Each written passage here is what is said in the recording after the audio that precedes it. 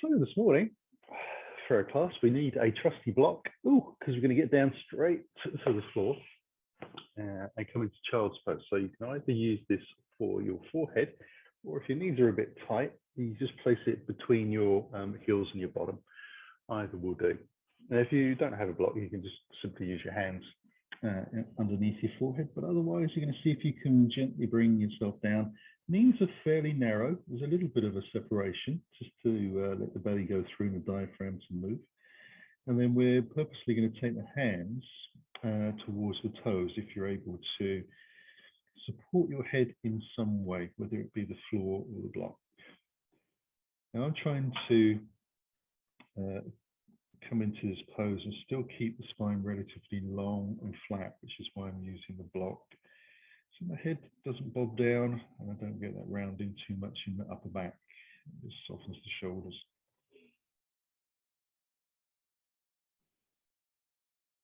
So method in our madness. Just going to spend a couple of minutes here. Now, along with the knees and the ankles getting some pressure, there's a good chance if your glutes are a bit tight, and your hamstrings, that you'll feel it being stretched as well.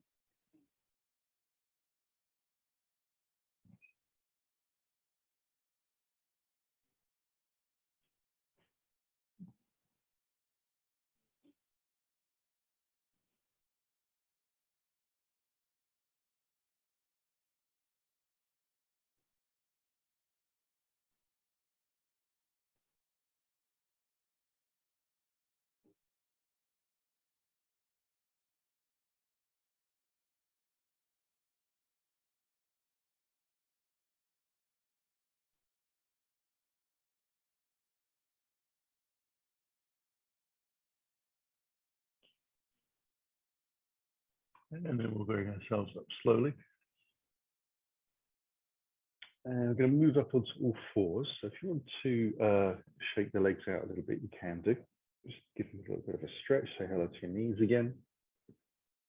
And then we'll start to take that cat-cow. Just draw your chest forwards, shoulders back a little bit, tailbone to the sky. Draw the belly in a little more as you press down into the hands and into the shins. Okay, forwards again. And just gently moving through. Just try to wake up the joints in the spine. Not too much of a muscular stretch. There's a little bit, but it's mostly just waking up the joints and allowing the nerves to have a little bit of time to get used to compressing and releasing.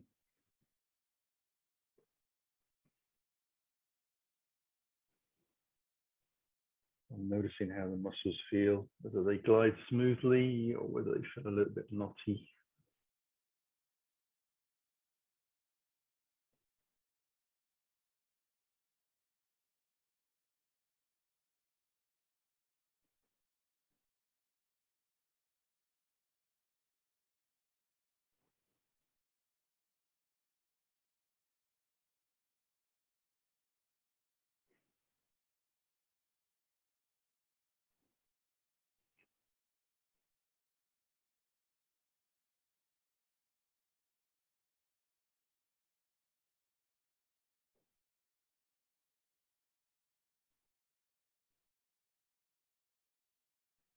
We'll come back into neutral. I'm going to come into melting heart. So we're going to press the shins down a little more. Keep the spine nice and long. Take the hands out in front of us, a little wider than the shoulders. And then press the hands down into the floor so that we are activating the muscles evenly through the forearms, biceps, triceps, and deltoids. And stretching the lats a little bit as well. Try to avoid dropping the chest completely to the ground and sinking into the joints of the back and the shoulder. We want the muscles to be holding up. This is why I press the shins down a little bit and draw the belly in and lift the tailbone up.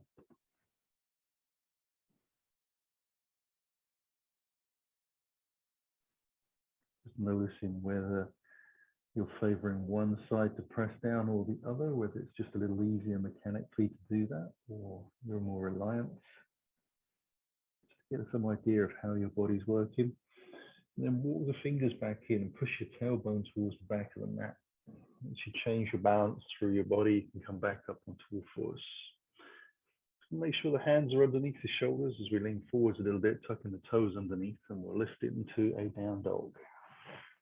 See how that feels. So as usual in your down dog, you can move around. You don't have to be static. So pedaling is quite common occurrence. If you're feeling a bit more lively first thing in the morning, you might want to take a three-legged dog, scissoring around, but otherwise, just a nice regular down dog, lifting your tailbone, pressing the hands down flat to the floor, maybe having a little look and check, see how that's all working.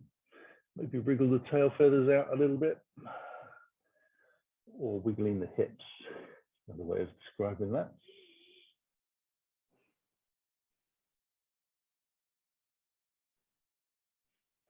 And we're going to slowly walk the hands towards the toes. So we're coming into the back of the mat, starting our first forward fold. So soft knees, let the body sit, ribs and thighs together. So if you try to keep the legs too straight, you're rounding your back, your rib cage will be a long way from the thighs. They may not exactly touch, but they're getting in that direction. Let the toes have a little wiggle, and then we'll bring the hands onto the hips, soften the knees, flat back to lift up. Take the hands out wide and high, and the palms together above the head, and through the hearts. Hinge at the hips, come down nice and slow, give your knees time to bend, weight shifting into the toes, folding in deep. Hands onto the hips again, shoulders and elbows back, so lift. Inhale high, hands come through the hearts, and folding low. Hands onto the hips, shoulders and elbows back as we lift, and taking the hands high again, through the hearts. This time we'll come down towards the floor, fingers in to the front of the mat, down dog. Number 2.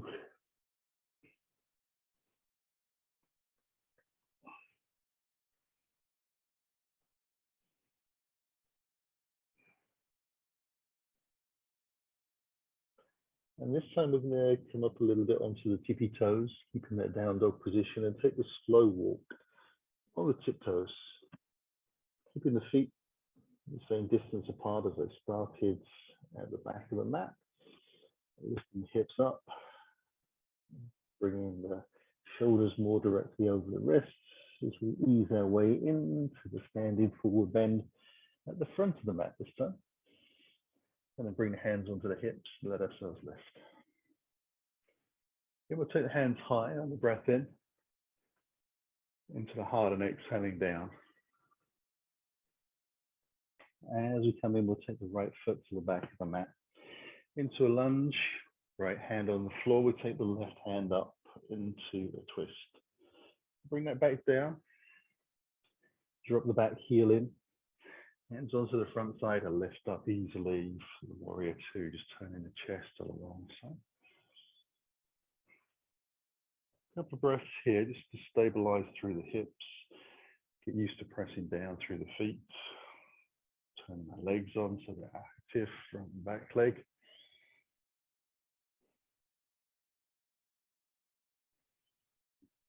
Again, we'll keep it easy on the shoulders, hands in towards the heart, down to the floor with the hands into lunge, stepping back into down dog.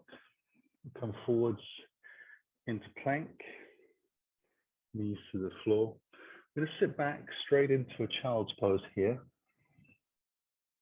And then press down into the shins, rounding the spine back up, tall fours. Drawing the shoulders back, flat spine in this neutral position. We lift into down dog, and then we'll draw the right knee gently in towards the chest. Bring that through as we exhale into our lunge. Breath in as we lift the chest and drop the hips a little bit and press out through the back heel, and then press into that forward bend. Hands onto the hips. We'll let ourselves lift. So we'll do that again, second side. Hands come high in towards the heart. Exhaling down. Left foot back into lunge. Left hand down so the right hand can lift up into the twist. Breathe in. Hands back down to the floor. Drop the back heel in.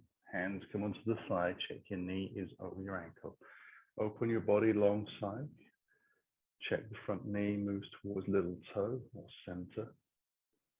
Lengthen out through the fingertips.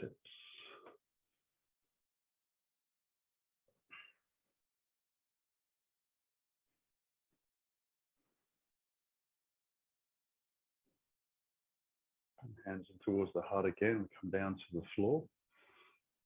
Step it back into our down dog. Plank, knees to the floor, child's pose. Exhale it out. Using the inhale, round the body back up. Draw the shoulders back just before you lift into the down dog. Keep that shoulder girdle stable. Draw the left knee into your chest as you breathe in. Exhale your foot through into lunge. Take your breath. Press out through the back leg. Keep it strong and then press off the toes for the fold. Front of the mat and we'll lift. Inhale high with the hands. Bring them back into our heart. Exhale down to the floor. And take the right foot back this time. Take a little breath. Bring the hands onto the front thigh. Lift yourself directly up. You want to find your balance. And bring your hands in towards our hearts. We're going to try and tuck the tailbone down towards the floor a little bit. We're going to lower the back knee to as close to the ground as we can without actually touching. And then lift up and straighten both legs. Does challenge your balance a little bit. Exhale down. And lift up. And back again. Try not to lean forwards. Lift. Soften.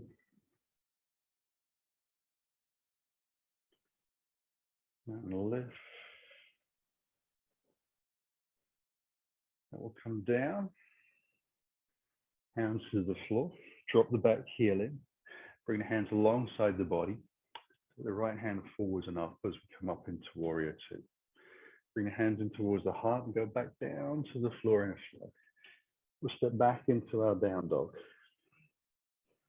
Come forward to plank. We'll take half plank this time. Bootlegs is chain. Strong legs for up dog. Rolling the shoulders back into our down dog. Draw the right knee in. Bring it through over the lunge. Stepping forwards for the fold. Hands on the hips. Long back. Lift. Second side.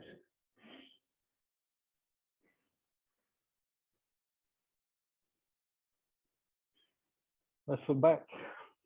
Find your balance. Hands to the front thigh. Take the lift.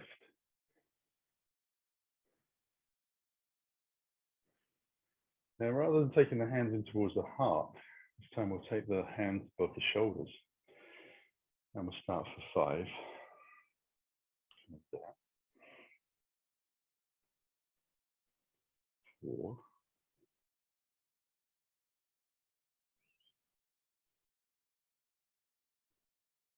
3.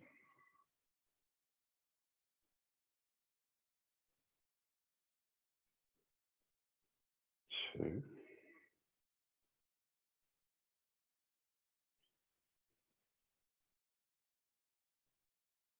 1. Lift up. Soften the knees. Hands to the floor. Drop the back heel in. Hands alongside the body. Left arm comes forwards. We lift up. Warrior 2. Hands into the heart and flow back down to the floor. Step back into our down dog. And forwards into plank. Half plank. So up dog. Down dog. Left knee comes in. Through on the exhale. Take a breath. Into the fold. Hands onto the hips. And lift up.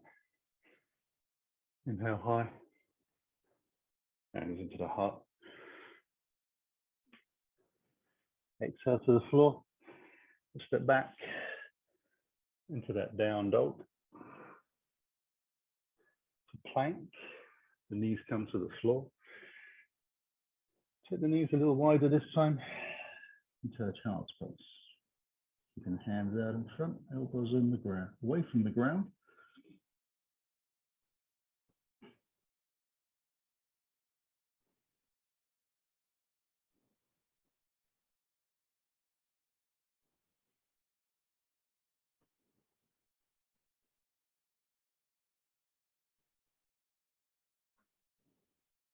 Feeling the difference between that child pose and the first. Come back up to all fours, roll the shoulders back, down dog. We're going to have the toes together on the center line of the mat and move our way into pigeon pose. So we draw the left knee in towards the chest, then the knee to the elbow, swing the heel underneath the body, lay the shin down to the floor, walk the back foot away down the center line. So you're going to try and square the hips a little more towards the front of the mat. So you lower yourself down. That groin and heel are getting very close to connecting. Drawing the belly in. I'm trying to get a sense of lifting the body up so that there's less pressure in the hands and the wrists. So the consequence of coming down lower is that you're able to generally sit a little higher. The more you bring your body into a neutral position, the less weight that gets pushed into the wrists. So if you are finding it a little strong, you could come onto fists there. That would help.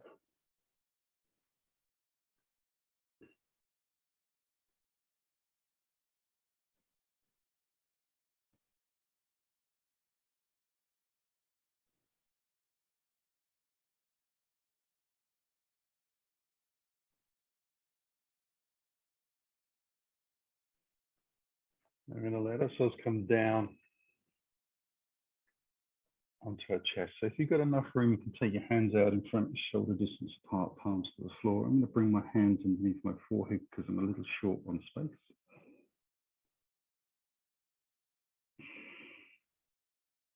Trying to lengthen out through the back legs. It doesn't look like the pose changes at all, but once you come down, you can lengthen that leg out a little further at the back. And then before you know it, it's time to lift back up. Bring the hands back into position. Tuck the toe on the back foot. Yourself into your down dog. And notice where your toes end up. You start off with the toes together on the center line, but as you come back into down dog, do your feet come back to the same place. Mine don't. Right knee into the chest. Come forwards. Tap. Swing the heel over. Lay the shin down. Walk the back foot as best you can down the center line of the mat. And just making sure it feels easy and comfortable in the knees and the ankles. You know, if there's any really tight pains, you want to lift back out a little bit. You could bring the block underneath this buttock here, but if the block isn't big enough to fulfill that gap, then a brick might be better, or a brick and block if you need to be even higher than that. So you can use other props in this pose just to help you take the weight out of the forearms and the wrists a little bit. Get a sense of just changing the weight around in the spine. Now we are already trying to lengthen that back leg away.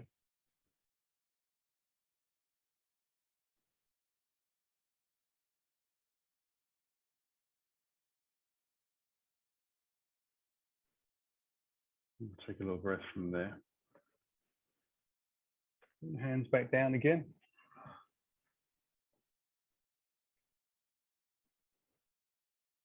Open out through that back leg. Try and relax the shoulders a little.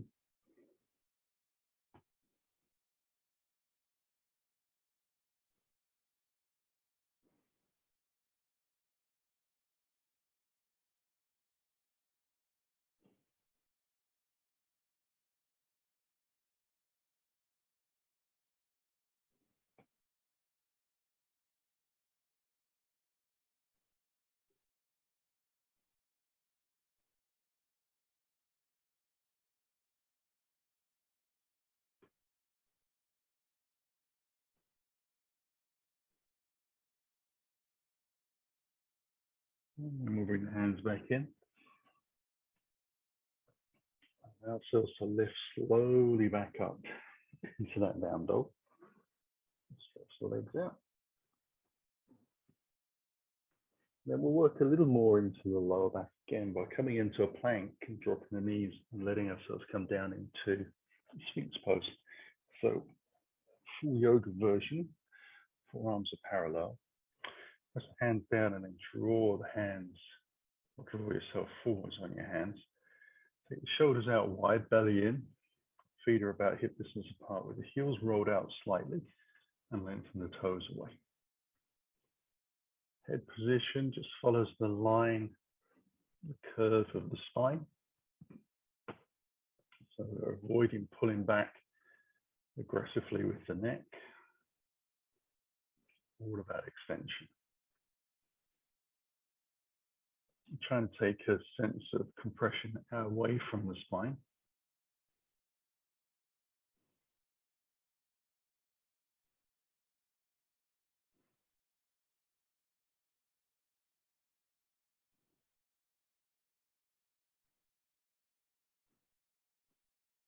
We'll take a little breath from there. Bring the hands back down towards the bottom of the ribs as we move out from Sphinx pose to a prone position. And then press into the floor to lift up and bring ourselves back up onto all fours. We'll take a couple of rounds of cat-cow here. And just noticing how Sphinx pose has affected the muscles, the feeling in the spine.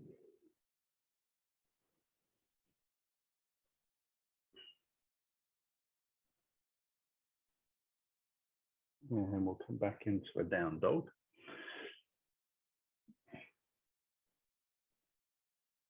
We'll take a scissor dog here. So we're going to take the right leg slowly towards the sky. I'm going to try and get my leg to feel like it's lining up with my torso. So there's a nice line between the hands, the shoulders, and that rear foot. I'm going to press out through the heel, spread my toes a little bit. My foot is flexed, the toes are pointing down. I'm trying to keep the hips the same distance from the floor, either side. So good stability through the hips and the shoulders. And then lower that leg back down to the ground. I'm just being honest with myself how much rocking around is taking place as I either take the foot high or bring it down to the floor. So second leg, working. Bottom leg, you still want to be straight, heels towards the back of the mat. Last breath. Bring the foot down to the floor. Still feels like a biggie first thing in the morning. We'll come through into a plank and then bring the knees deliberately directly underneath the hips. We'll take the right hand to the sky as we open up. Go thread the needle through. Drop the shoulder in here down to the floor. Now take a moment to try and press the shoulder into the ground to get the lift. Take the pressure out of your neck a little bit. You tuck the toes of the left foot underneath and slide that foot to the back of the mat. And then take the foot out to the side far enough that you can get your sole of the foot flat to the floor. You take the left hand up towards the sky, so the shoulders should be pretty much stacked on top of each other, and the eyes are looking towards the ceiling a little. Pressing down lightly into the extended leg out to the side, and down through the shoulder.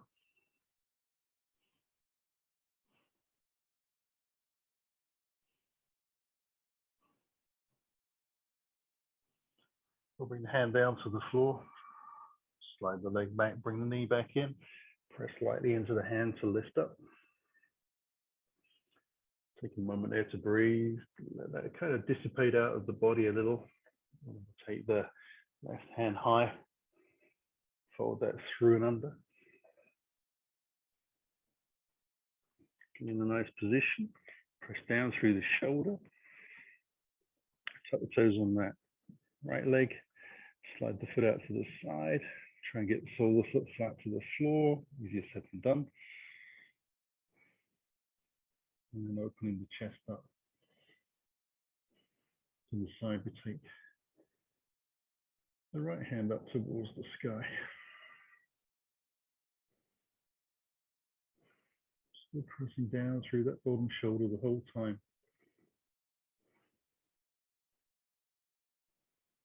Trying to avoid collapsing into the neck. Try and keep the top shoulder fairly relaxed. Last breath. Bring the hands down. Slide the foot back, let the knee come back in. Press away from the floor. We're going to swing the feet around now towards the front of the mat. Coming into a seated position. I'm just going to draw the flesh a little bit. The feet to come together. Dandasana pose. Just going to have the hands sit on top of the thighs for a moment. And flex the feet back. Just check in your big toe, little toe, same distance from you. So considering what happens in pronation and supination in the feet, you want them to be in the middle somewhere. You turn these hip flexors on. So you're going to have to try to imagine that they can lengthen away from you and relax. You can have the hands on the thighs, down by the side of your body. We're taking our last breath here. And then I'm going to release the left leg a little bit and bring that underneath the body and out towards the right hip. I want the left knee pointing forwards. I'm going to bring the right foot over. Bring that in close. Make sure both sitting bones are on the floor. I'm going to use the hand here a little bit on this front right leg to lift into the center line a little bit. Tilt the pelvis forwards to a fraction. Bring the left hand up and cross over to the right side. And normally I do this with a block underneath. And the difference between using the block and not is measurable. This feels very different. I know it looks exactly the same, but my body is going, this feels unusual. Just the angles in the hips, rotation in the thighs, pressure on the knees, etc. They're all slightly different.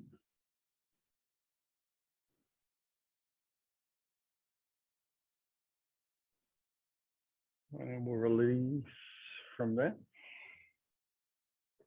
And we'll take it into the second side. So the feet come out down the center line. They're together to start with. Give you a good starting position. That right leg hooks around. Left leg comes across again. We're going to see me use the hands to help that in and guide the foot to the floor. Get the sitting bones flat to the ground. Easier on the other side than it is on this side, strangely. Right hand comes up and rotate round. Try and relax the shoulders a little bit. There's a little bit of counterlevering on the front arm, front leg.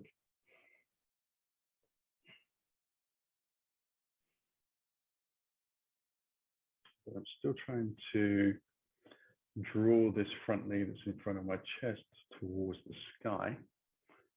drawing that more into the center line. Lifting the chest towards the sky. Looking over the rear shoulder if it feels easy, or just following the heart. But the head is always level. Take one breath more here. Release and untangle. So the feet this time want to be hip distance apart, sitting up nice and tall. And I'm going to take the left foot and just flex that foot as I bend the knee and allow that sort of shin ankle bone to sit this side of my knee on this leg. And I'll take the hands behind. We're going to come into a seated figure four. So first thing you want to do is try and lift the chest and roll the shoulders back, and also drop this left knee a little bit more down towards the floor. So there's a couple of seconds of just letting the body move into position. And then I'm going to slide the right heel in so that the sole of the foot is flat to the floor, as close as I can get to that. And still lifting the chest high and the shoulders back. I keep the foot flexed that's in front of me the whole time to look after my knee ligaments. So that presents a big stretch into the outer hip.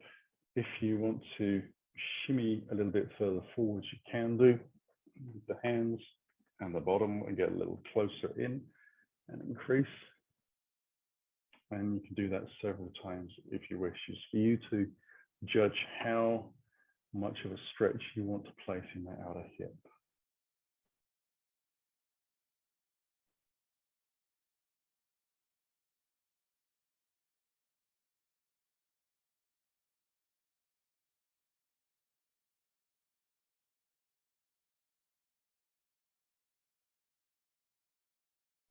And we'll release from there as well.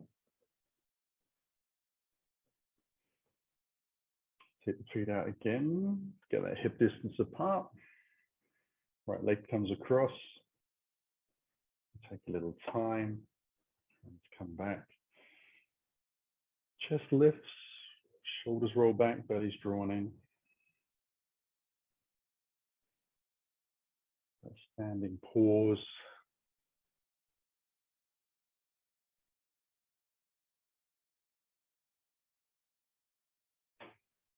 And as you begin your next exhalation, you draw the heel in, foot flat to the floor, adjust as you wish, forward if you want. You just judge how much stretch you want in the hip. So you can take it from a lot to a little. Now some people will need to move in a long way into their body and almost have their shin against their chest to feel the same level of stretch as someone who's a bit tighter in the hips and hamstrings and the glutes, who possibly might even struggle to get their sole of their foot to the floor in the pose. So a really big variety of shapes and sizes and viewpoints in this pose. But we're still trying to roll the shoulders back and lift. It's good practice for your up dogs. And the balancing that you do on your arms. Good stretch in the wrists as well, and the forearms. Last breath here. And we'll release out. Just shake out those wrists if they got a little bit tight in the process. We'll come down to the floor. You want to make sure that your head is going to be on the mat as we come in. And we'll take a little breath from there. Wiggle the toes together. Take the arms out in line with the chest rather than with the ears. Arms facing out. We're just going to let the legs roll over towards the right to start with, and the head to the left. Try and relax the legs.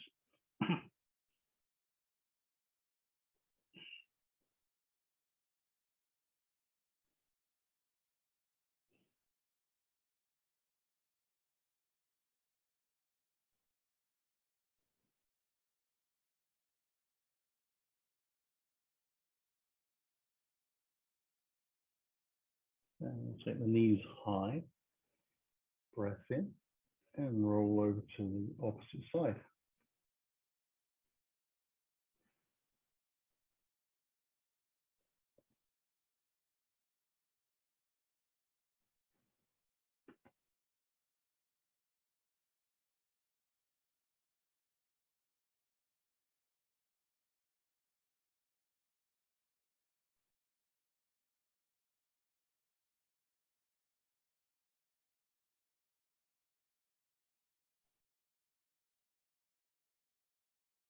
I'm going to let the knees come back to the center.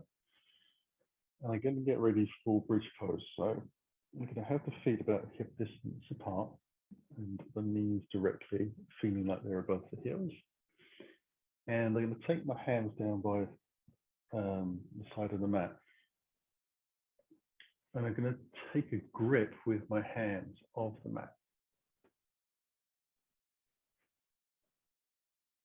I'm going to start to feel like I'm trying to pull the mat apart. So my hands are stretching and pulling out to the side a little bit, pressing the shoulders back into the ground. I draw the belly in, lift the tailbone away from the floor. Allow myself to lift the hips. Adjust the hands a little bit. And allow myself to feel like I'm pulling the mat apart, but also trying to push the mat away from me as well. So I'm pushing the hands down towards the front end of the mat a little bit.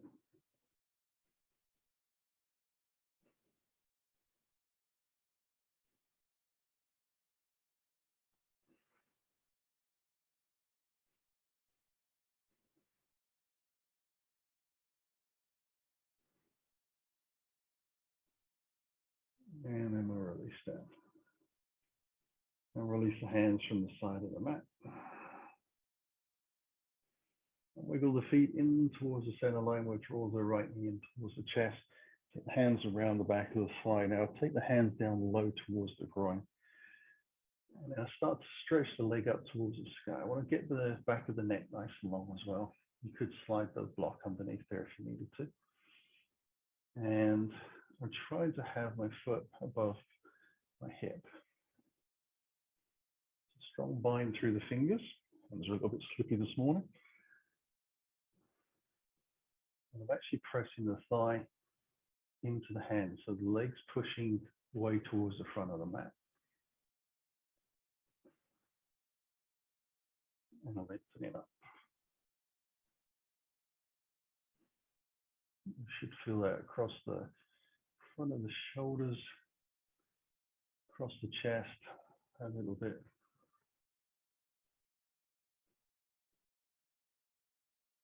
And we'll bring that foot down to the floor.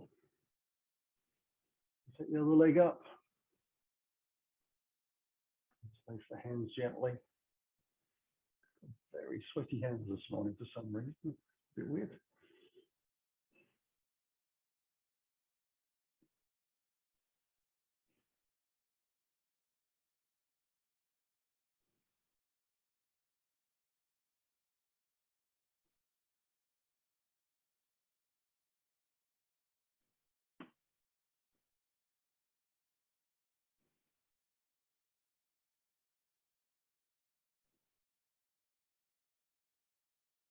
Let that foot come down to the floor. I'm going to bring the knees in for happy baby. So take the knees wide, toes together. And I'm going to use that block underneath the back of the head for this one. Let the hands just run down the shins. So the hands are on the inside of the thighs. It makes it easier. Take the hands over the top of the feet towards your little toe. Get a nice grip. Keep the knees low and wide. And then open the feet up towards the sky. So the soles of the feet are presented towards the ceiling. The feet are as wide apart as the knees are wide to the body. Try and relax the shoulders down and see if you can get your tailbone to touch the floor. This generally means that you need to get a sense of pulling your tailbone down to the ground a little bit. You'll find that your legs kind of move away from you as that happens. So try and relax the shoulders away from your ears. That will give you the space for movement to take place.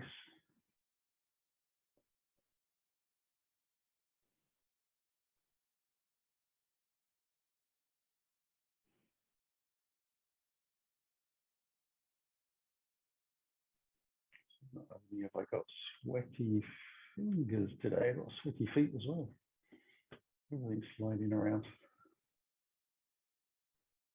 Almost there.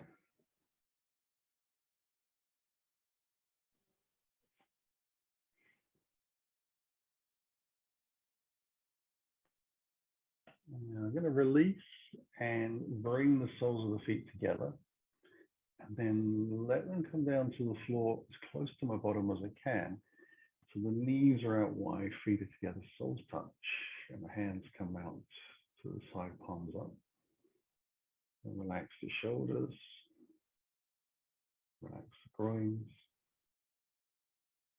Supta Baddha Konasana.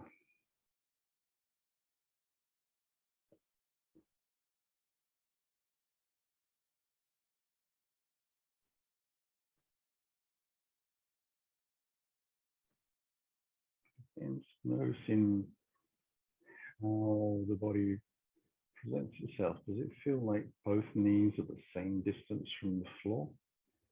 Does it feel like the pelvis is flat to the ground, or is it showing signs of favoring lifting to one side or the other? How does the weight and effort feel in the groins? Does it feel even through both of them, or does it feel different one side to the other? Just tuning in, seeing how those hips are feeling. Kind of like a hip MOT.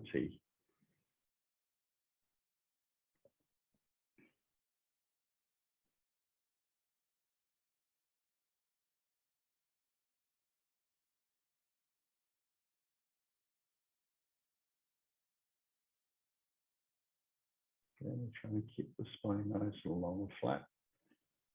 So hopefully in this pose, it feels like the pelvis is fairly in contact with the ground, and you're not arching your back too much.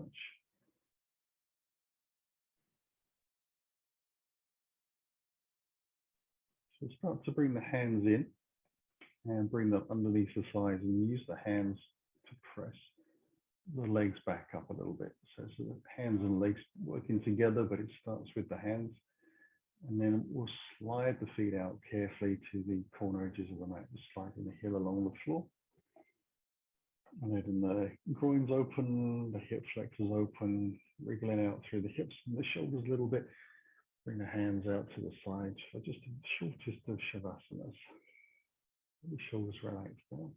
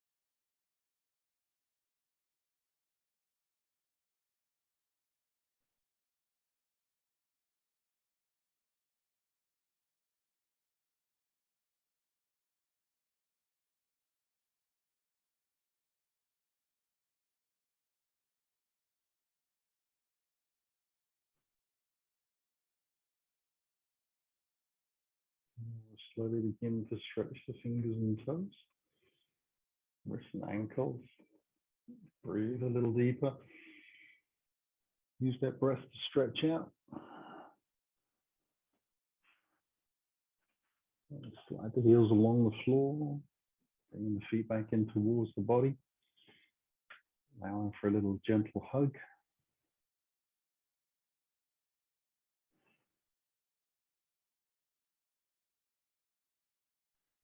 We'll roll onto the right side as we take the breath in, easing towards the body.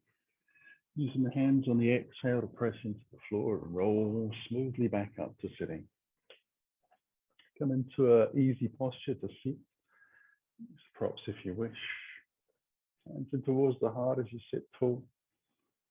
Closing the eyes as you breathe in deep. And as you begin to exhale, gently let the chin come to the chest. The belly draws to the spine, and we simply bow to the floor. In our practice from the morning, we breathe back in, lifting the spine with the breath. The head lifts, the eyes open. Namaste. Have a wonderful day. Thank you for joining me. See you on the mat again soon.